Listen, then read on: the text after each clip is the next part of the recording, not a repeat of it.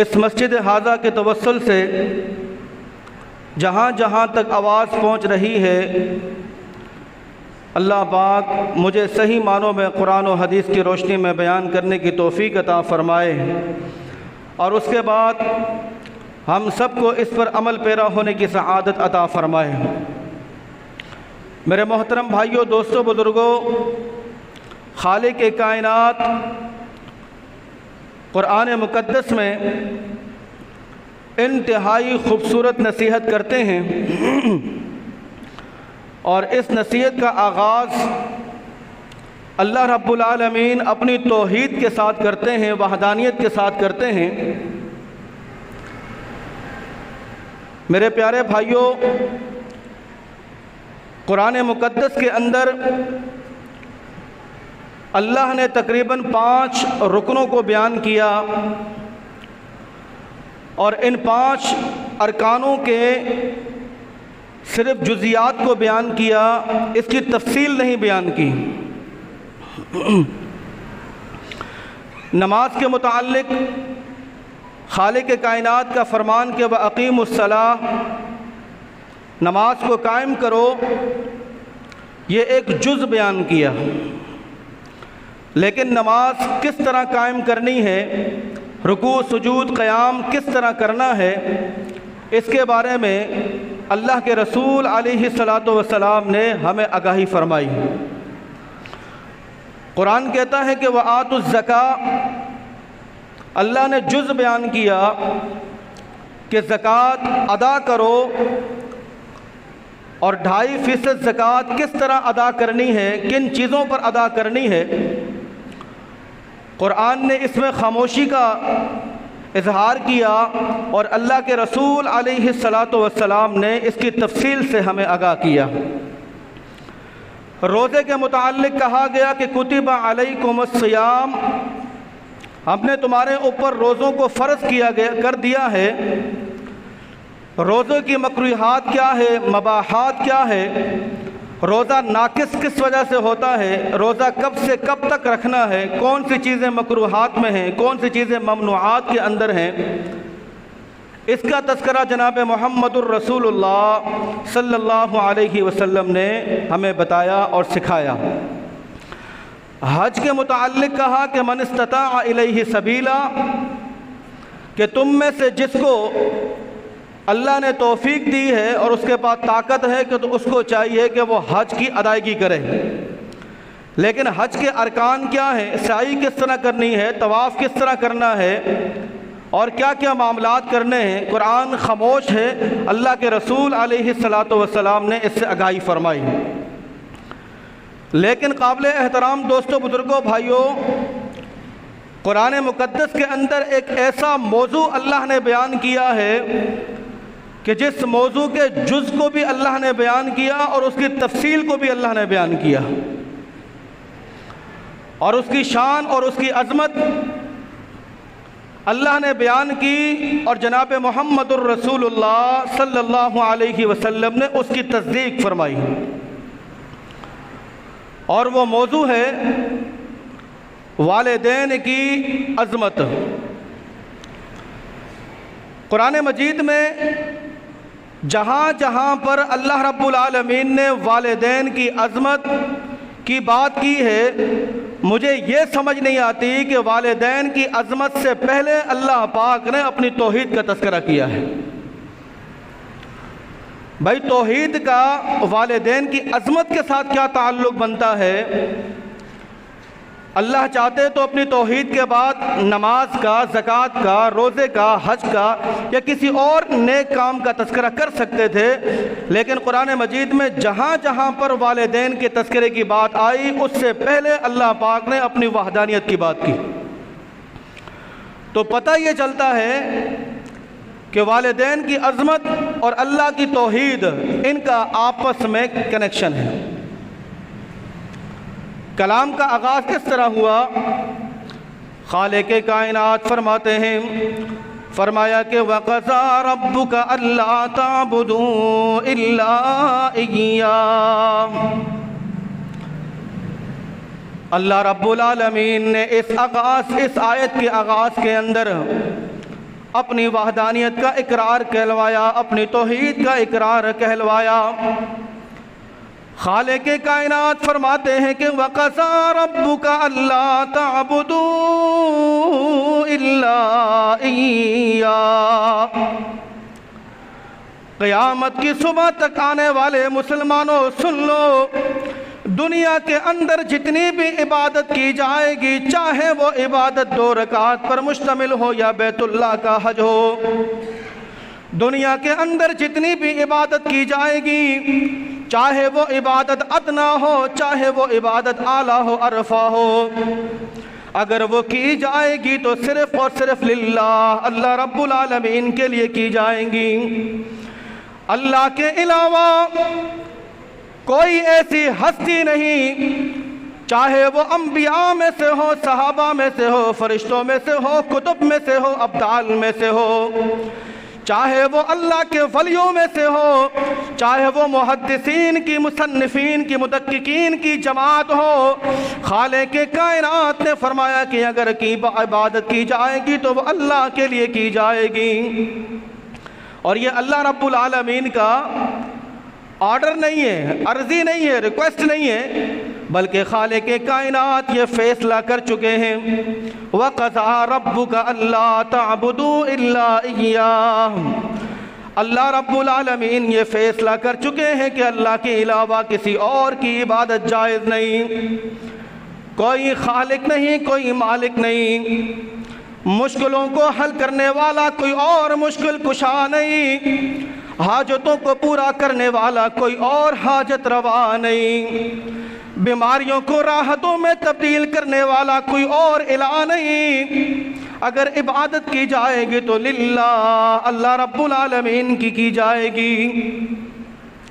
اور خالق کائنات نے اسی حوالے سے فرمایا، لوگوں کو امید دلانے کے لیے، یقین دلانے کے لیے، در در سے بچانے کے لیے، در در پہ ٹھوکریں کھانے سے نجات دلانے کے لیے خالق کائنات فرماتے ہیں، یعنی کہ اللہ نے فرمایا کہ مَا لَكُم مِّن دُونِ اللَّهِ مِن وَلِيٍّ وَلَا نَصِيرٍ۔ اے دنیا جہان کے لوگوں، اگر تم در در سے مایوس ہو چکے ہو، نا امید ہو چکے ہو، اگر تمہارا کوئی کام بنتا نہیں، بگڑتا جا رہا ہے، تم کسی بھی الجھن کا شکار ہو، چھوڑو ان خیروں کے در پر، آؤ اس اللہ کے در پر، کیونکہ اس نے فرمایا کہ میں تمہارا سب سے بہترین دوست اور تمہارا سب سے بہترین مددگار ہوں۔ جب دنیا کے سارے دروازے بند کر دیے جاتے ہیں، جب دنیا کی ہوا تمہارے مخالف سمت میں چلنا شروع ہو جاتی ہے، جب دنیا والے سارے تمہارے دشمن بن جاتے ہیں، اور تم اس کنڈیشن میں وَمَن يَتَوَكَّلْ عَلَى اللَّهِ فَهُوَ حَسْبُهُ، تم اللہ پہ بھروسہ کرتے ہو، اللہ پہ یقین کرتے ہو، تو اللہ تمہاری کشتی کو ان بھنوروں سے نکال کر خشکی کی طرف لے آتا ہے، راحتوں کی طرف لے آتا ہے۔ اس توحید کو بیان کرنے کے بعد اب اللہ رب العالمین فرماتے ہیں، فرمایا کہ وَبِالْوَالِدَيْنِ إِحْسَانًا، اپنے والدین کے ساتھ احسان کا معاملہ کیا جائے، اپنے والدین کے ساتھ نرمی کا معاملہ کیا جائے۔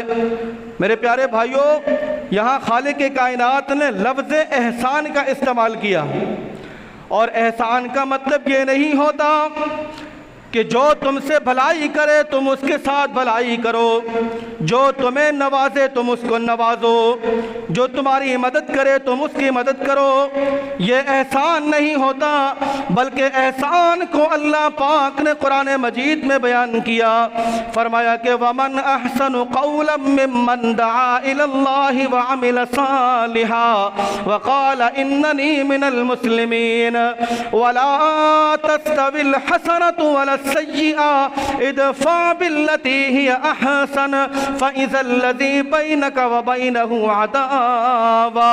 احسان بھلائی کا بدلہ بھلائی نہیں، تحفے کا بدلہ تحفہ نہیں، بلکہ احسان اسے کہا جاتا ہے کوئی تمہارے ساتھ برائی کرو بدلے میں تم اس کے ساتھ اچھائی کرو، کوئی تمہاری دشمنی پہ اتر آئے تم اس کے ساتھ خیر خواہی کا معاملہ کرو۔ احسان اسے کہا جاتا ہے کوئی تمہیں گالیاں دے، کوئی تمہیں تکلیفیں دے، بدلے میں تم اس کے ساتھ راحت کا معاملہ کرو، دعاؤں کا معاملہ کرو، اسے احسان کہا جاتا ہے۔ اور اللہ نے بھی یہی فرمایا کہ وَبِالْوَالِدَيْنِ إِحْسَانًا، اپنے والدین کے ساتھ احسان کا معاملہ کرو۔ اللہ نے مزید اس کی تشریح کرتے ہوئے فرمایا إِمَّا يَبْلُغَنَّ عِنْدَكَ الْكِبَرَ أَحَدُهُمَا أَوْ كِلَاهُمَا فَلَا تَقُل لَّهُمَا أُفٍّ۔ اللہ نے والدین کے سامنے بات کرنے کا طریقہ سکھا رہے ہیں، اللہ والدین کے سامنے کھڑے ہونے کا سلیقہ بتا رہے ہیں۔ اللہ نے جز کو بیان کرنے کے بعد اب اس کی تفصیل بتا رہے ہیں، فرمایا کہ اما یبلغن عندک الکبر احدہما او کلاہما۔ پہلے ایک کو بیان کیا، اس کے بعد اللہ نے پھر دوسرے کو بھی بیان کیا کہ اگر والدین میں سے کوئی ایک تمہاری زندگی میں موجود ہو، یا ایک نہ ہو بلکہ دونوں تمہاری زندگی میں موجود ہو، اما یبلغن عندک الکبر احدہما او کلاہما فلا تقل لہما اف۔ جب یہ والدین میں سے کوئی ایک تمہاری زندگی میں ہو یا پھر دونوں تمہارے پاس موجود ہوں، اب اللہ بتاتے ہیں کہ ان کے ساتھ بات کس طرح کرنی ہے، ان سے گفتگو کس طرح کرنی ہے۔ فلا تقل لہما اف، ان کے سامنے لفظ اف بھی نہیں کہنا، ان کے سامنے لفظ اف بھی نہیں کہنا۔ اب اف کا کیا ترجمہ کریں گے؟ اف کا ترجمہ کیا کیا جائے؟ قرآن مجید میں اللہ نے اف کہا ہے، اور اف کا ترجمہ بھی لوگ اف ہی کرتے ہیں کہ اف۔ اب اف کا کیا ترجمہ کریں؟ اس حوالے سے تفسیر میں دیکھ رہا تھا اور پھر اس کی ویڈیو میں نے دیکھی، تو اس عالم دین نے اف کا ترجمہ پتہ ہے کس طرح کیا ہے؟ اف کا ترجمہ انہوں نے اس طرح کیا کہ اگر والدین آپ کے پاس بیٹھے ہوئے ہوں اور آپ اپنا کوئی کام کر رہے ہوں، آپ کسی بھی کام کے اندر مصروف ہوں، آپ اپنا کام کر رہے ہوں اور والدین آپ کے ساتھ بیٹھے ہوئے ہوں، اتنے میں ماں یا باپ آپ سے یہ کہہ دیں کہ بیٹا مجھے پانی پلانا، بیٹا مجھے پانی پلانا۔ اب آپ ان کی بات کو سن کر یوں کہیں یہ کہنا، یعنی کہ منہ ٹیڑھا کرنا اپنا۔ پانی تو آپ نے پلا دیا، آپ نے پانی اٹھا کر دیا، لیکن اس کے ساتھ ساتھ اپنا منہ بھی آپ نے ٹیڑھا کیا، پیشانی پہ سروٹ بھی آ گئی، بس کہہ دیا اور پانی کا گلاس لا کر دے دیا۔ تو اللہ رب العالمین فرماتے ہیں کہ والدین میں سے جب دونوں تمہارے پاس موجود ہوں یا ایک ہوں، کبھی بھی ان کے سامنے لفظ اف تک بھی نہیں کہنا۔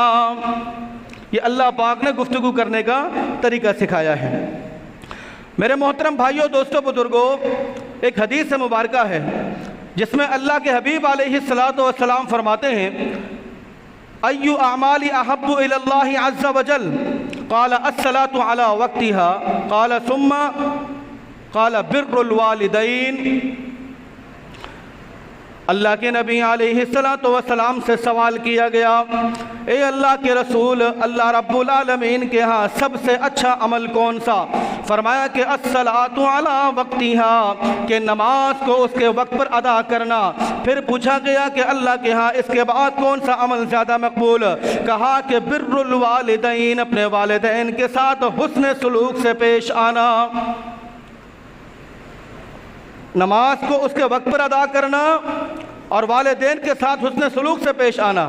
اب اس حدیث کے ساتھ موازنہ کریں۔ اب سمجھیے گا، اگر دنیا کے اندر کوئی ایسا آدمی کہ جس کی راتیں تہجد کے اندر گزرتی ہوں، قیام اللیل کے اندر گزرتی ہوں، ہر سال وہ حج و عمرہ کا ادا کرتا ہو، وہ دینی معاملات کے اندر بڑھ چڑھ کر اپنا حصہ ملاتا ہو، وہ کسی کا حق نہ کھاتا ہو، لوگوں کے ساتھ تعاون کرتا ہو، خلوص کے ساتھ، اخلاص کے ساتھ لوگوں کی مدد کرتا ہو، دنیا کا ہر نیک کام یہ کرتا ہو، لیکن اس کے ساتھ ساتھ وہ اللہ رب العالمین کا شریک بھی ٹھہراتا ہو، اللہ کے ساتھ اللہ کے شرکاء کو معاون بھی ٹھہراتا ہو، دل پہ ہاتھ رکھ کے بتائیے کہ دنیا کے اندر سب سے اچھے اعمال کرنے والا کیا اللہ رب العالمین کے ساتھ شرک کرنے والا اللہ کے ہاں مقبول ہوگا یا نہیں؟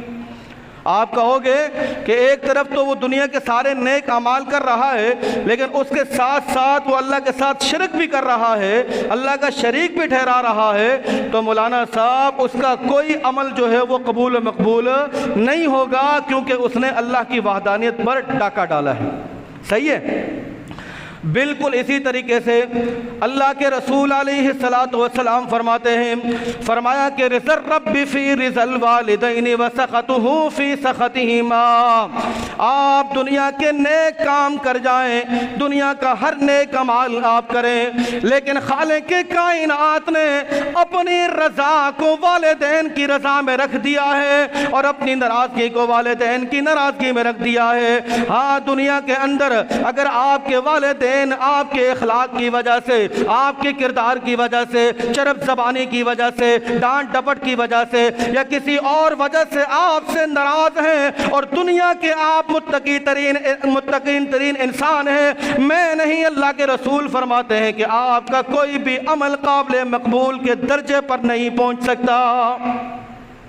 یہ جملہ میرا نہیں ہے، رضا الرب فی رضا الوالدین وسخطہ فی سخطہما۔ اللہ نے اپنی رضا کو والدین کی رضا میں رکھ دیا اور اپنی ناراضگی کو اللہ پاک نے والدین کی ناراضگی میں رکھ دیا۔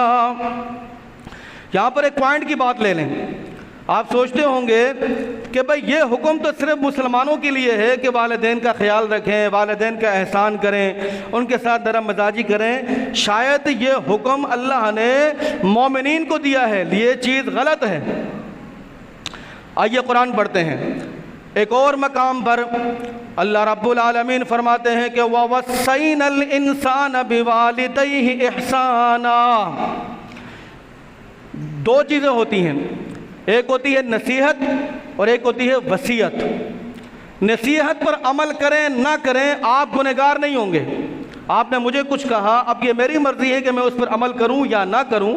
میں نے آپ سے کچھ کہا کہ بھائی آپ اس پر عمل کریں، آپ کریں نہ کریں، گنہگار نہیں ہیں۔ لیکن ایک ہوتی ہے وصیت کرنا، وصیت پر عمل کرنا فرض ہے، نصیحت پر عمل کرنا ضروری نہیں ہے۔ اور اللہ رب العالمین نے فرمایا وَوَصَّيْنَا الْإِنسَانَ، ہم نے یہ انسانوں کو وصیت کی ہے کہ اپنے والدین کے ساتھ احسان کا معاملہ کیا جائے۔ اب انسانوں کے اندر اسلام پسند بھی آگے اور نان مسلم بھی آگے، یعنی کہ تمام انسانوں کو، آدم کی ساری اولاد کو اللہ پاک نے یہ وصیت کی ہے، نصیحت نہیں کی ہے۔ یہ آپ مانو نہ مانو آپ کی مرضی ہے، بلکہ اس کو ماننا ہی انتہائی ضروری ہے کہ وہ کیا کریں، اپنے والدین کے ساتھ حسن سلوک کا معاملہ کریں۔ اما یبلغن عندک الکبر احدہما او کلاہما فلا تقل لہما اف ولا تنہرہما وقل لہما قولا کریما۔ یہاں پر خالق کائنات نے اپنے والدین کے ساتھ بات کرنے کا سلیقہ سکھایا ہے۔ ایک تو ان سے اونچی آواز میں بات نہیں کرنی، اگر ان کی کوئی بات آپ کو بری لگتی ہے اور وہ بات چاہے غلط ہی کیوں نہ ہو، تب بھی آپ نے ان کے ساتھ اونچی آواز میں بات نہیں کرنی ہے۔ اللہ نے فرمایا کہ وَاغْفِضْ لَهُمَا جَنَاحَ الذُّلِّ مِنَ الرَّحْمَةِ وَقُلْ رَبِّ ارْحَمْهُمَا كَمَا رَبَّيَانِي صَغِيرًا۔ ان دونوں بوڑھے والدین کے سامنے ہمیشہ اپنے گردن کو، اپنے کندھوں کو جھکا کے رکھنا۔ یہ قرآن کہتا ہے اگر والدین بوڑھے ہو چکے ہیں اور ان کو تمہارے سہارے کی ضرورت ہے تو قرآن تمہیں یہ نصیحت نہیں، وصیت کرتا ہے کہ اپنے کندھوں کو اپنے والدین کے لیے جھکا کے رکھو اور ہمیشہ ان کے ساتھ قولاً کریما، ایک میٹھی زبان میں گفتگو کرو، آواز کو دھیمے لہجے میں ان سے بات کرو، یہ اللہ پاک نے انسانوں کو وصیت کی ہے۔ اور یوں دعا کرو اپنے والدین کے لیے کہ رب ارحمہما کما ربیانی صغیرا۔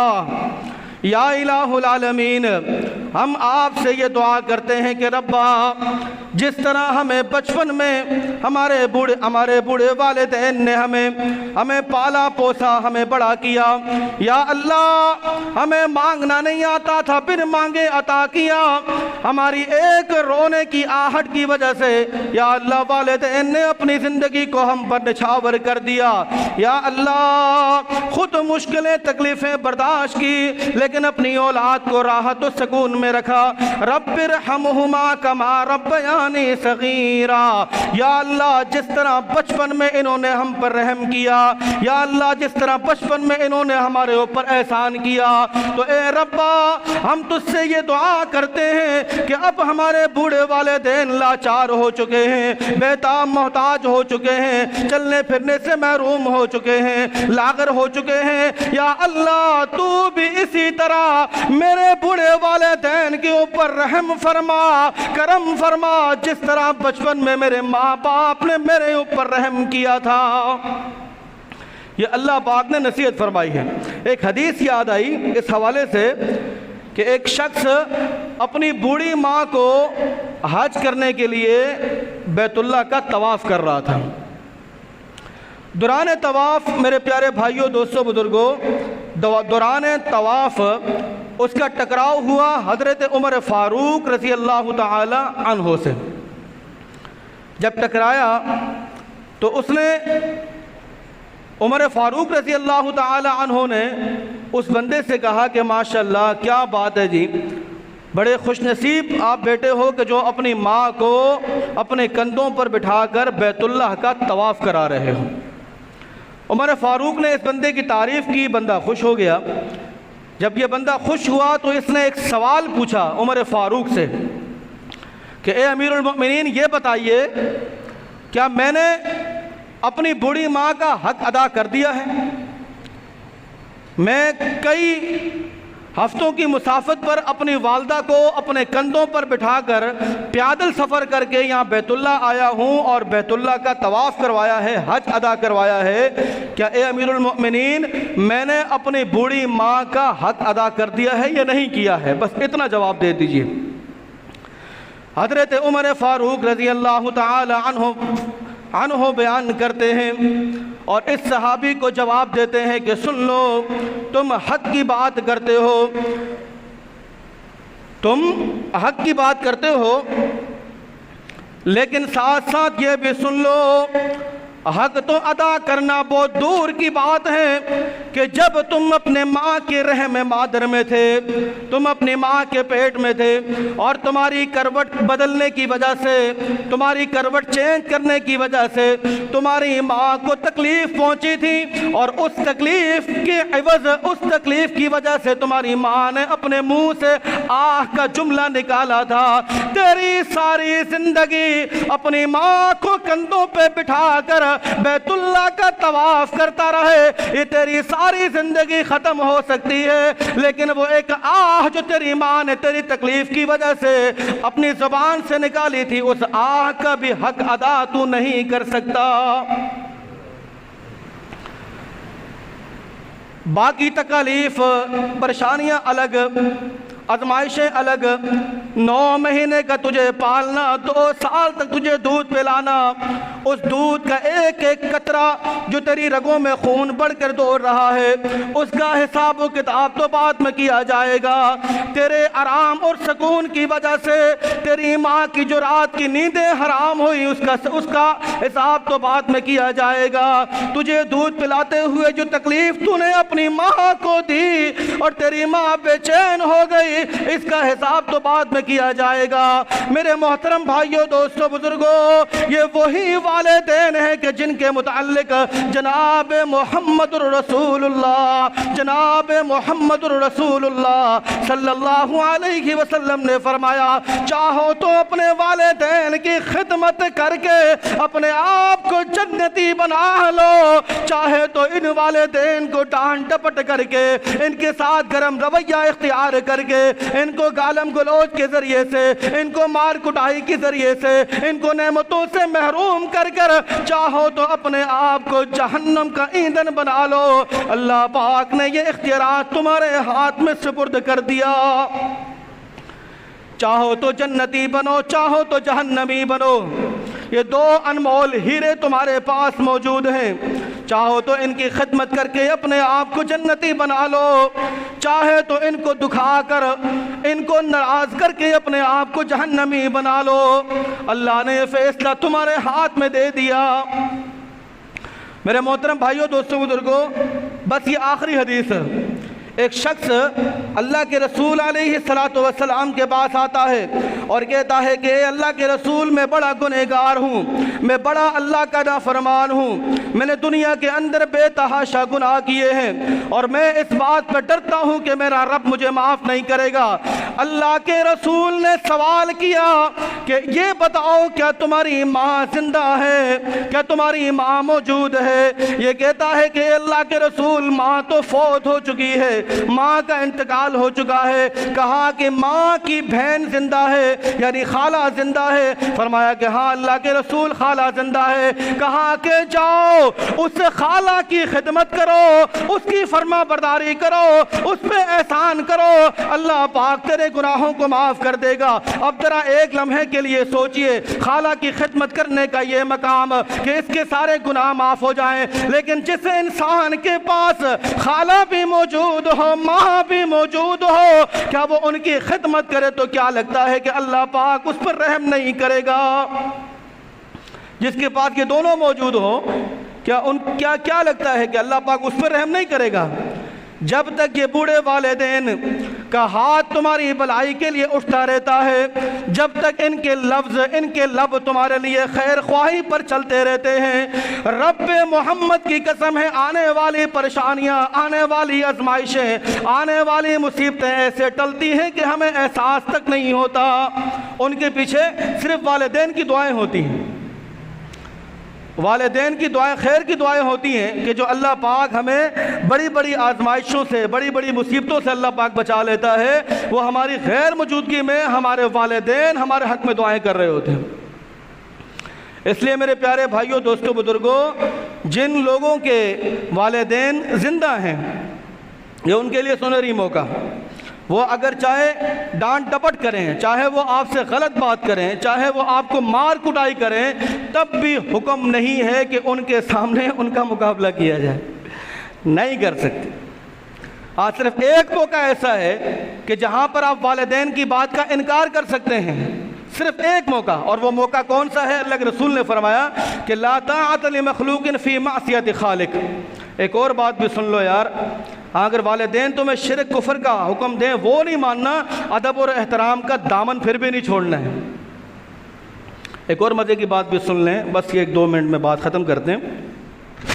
حضرت ابراہیم علیہ السلام، ٹھیک ہے، ان کے والد کا نام آزر، بتوں کا اسپیشلسٹ، یعنی کہ مشرک ترین انسان، ٹھیک ہے۔ حضرت ابراہیم علیہ السلام نے اپنے والد کے ساتھ قرآن مجید میں 4 مقام پر خطاب کیا ہے، گفتگو کی ہے۔ آپ سن کر حیران ہو جائیں گے کہ بتوں کا اسپیشلسٹ، مشرک ترین انسان کو ایک موحد ترین انسان، ایک نبی انسان اپنے باپ سے مخاطب کس طرح کرتا ہے۔ 4 مقام پر جو بات چیت کی ہے وہ یا ابتی کے نام سے بات کی ہے، یا ابتی۔ یا ابتی کا پتہ مطلب کیا ہوتا ہے؟ یا ابتی، یا ابتی، اے میرے محبوب والد، اے میرے دل کے قریب رہنے والے میرے ابا حضور، اے میری آنکھوں کے تارے، اے میری مغفرت کے سما، اے میرے ابا جان۔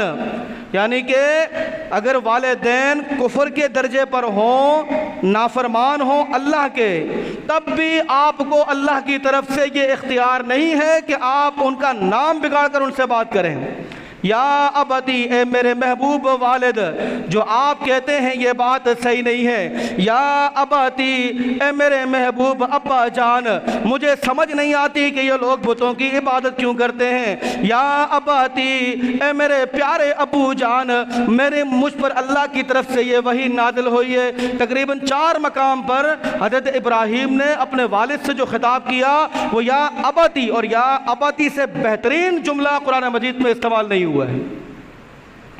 اب آپ خود اندازہ لگائیے کہ نان مسلم والدین ہوں اور بچہ مسلمان ہو، اب بھی بچے کو یہ اختیار نہیں ہے کہ اپنے والدین کے ساتھ ایسے لفظوں میں بات کرے کہ جو اس کو ناگوار گزرے۔ میرے پیارے بھائیوں، دوستوں، بزرگوں، اسپیشلی ان بھائیوں کے لیے کہ جن کے والدین دنیا فانی سے انتقال کر چکے ہیں، اب وہ کیا کریں؟ وہ یہ کریں کہ اپنی ہر نماز کے بعد اپنے والدین کے لیے مغفرت کی دعائیں کریں، چاہے والد ہو چاہے والدہ ہو، دنیا فانی سے چلے گئے ہیں۔